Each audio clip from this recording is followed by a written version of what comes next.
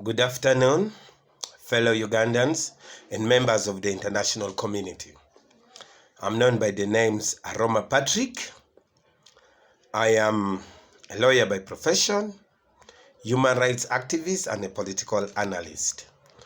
So, members, yesterday, while watching the NTV, I saw people debating a lot about IPOD. And today I decided to write an article titled, Can IPOD Extra Ordinary Summit Deliver Security and Democratic Space for Political Parties in Uganda? That is what I am asking. Of course, you are very much aware that according to the IPOD organs, which has the summit and the council, the leadership of the IPOD is rotational, both for summit and the council.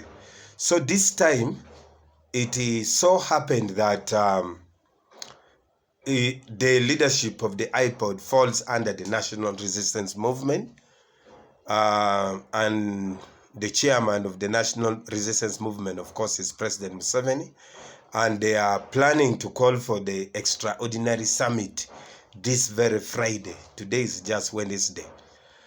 So, my major concern is, will this extraordinary summit deliver the security and the democratic space for Ugandan political parties? I first began looking at the previous dialogues. After 2006 elections, President Museveni, of course, convened a dialogue, and in that dialogue was attended by UPC, the Democratic Party led by Ssebana Kizito, an independent candidate, Abed Bwanika, at that material time, and of course NRMO. That very dialogue was boycotted by JEMA, Conservative Party, and FDC during the 2006. But generally, that 2006 dialogue created an inter-party committee that should have brought all the parties together, and the NRM Secretary General was charged with the responsibility of bringing all the other political parties on board, like JEMA, CP, and FDC. And its only achievement was actually the idea of the inter-party committee, and they looked at the regulations of the political parties, plus also leaders who discussed their personal issues with the President Museveni at that material time. Of course, on the side of UPC, I was at the UPC Secretariat at that time. We generated a document for National Truth and Reconciliation Commission, a memorandum that was presented to President Museveni during that dialogue. However, the challenge came in that the NRM Secretary General never made a follow-up, and between 2006 and 2010, there was a gap. So from 2010, on the 5th of February, all the political parties now decided to come together, hosted by NIMD, Netherlands Institute for Multi-Party Democracy. Hosted them, and they signed a memorandum to now form the Inter-Party Political Organization for Dialogue, IPOD.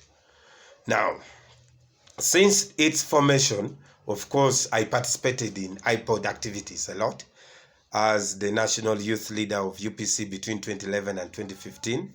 We, through training and other activities, for sure.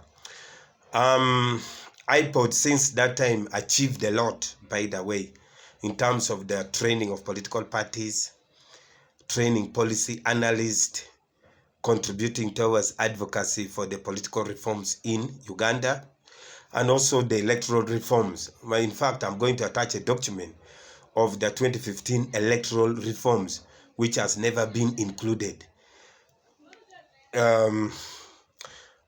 in the electoral reforms of Uganda.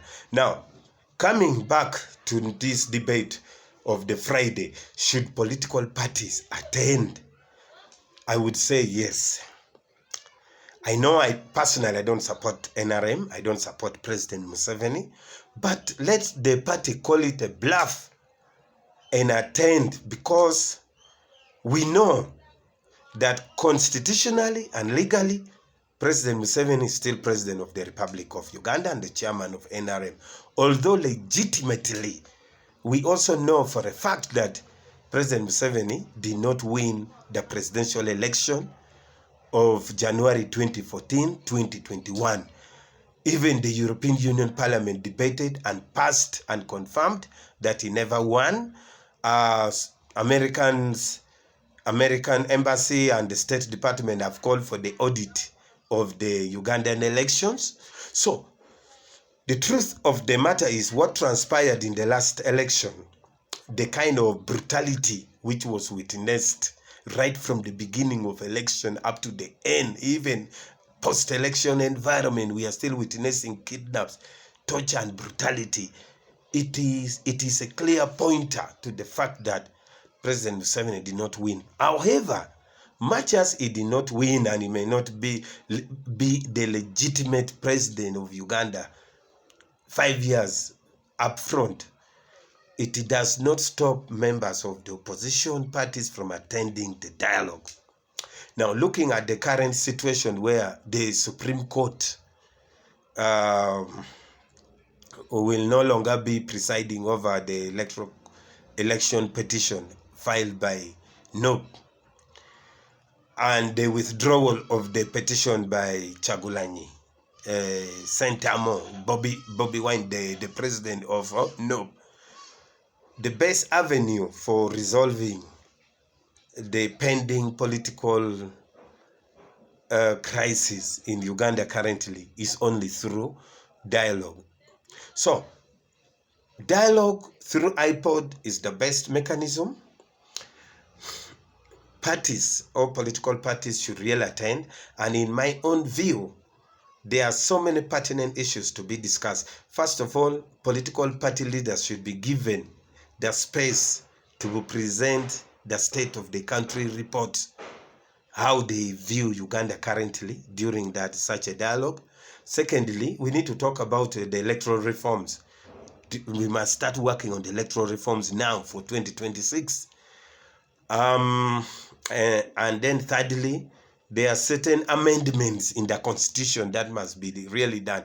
For example, the leader of opposition in parliament must be the leader of the political party.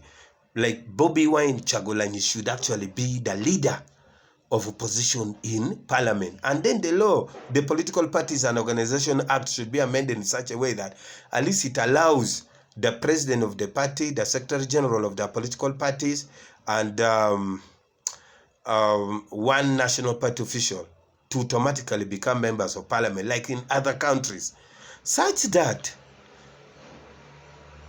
the parties takes charge instead of their leaders staying outside parliament, particularly for the political parties who participated in elections, those ones who have fielded the presidential candidates, and there are political parties who have councillors, LC5s like AMT.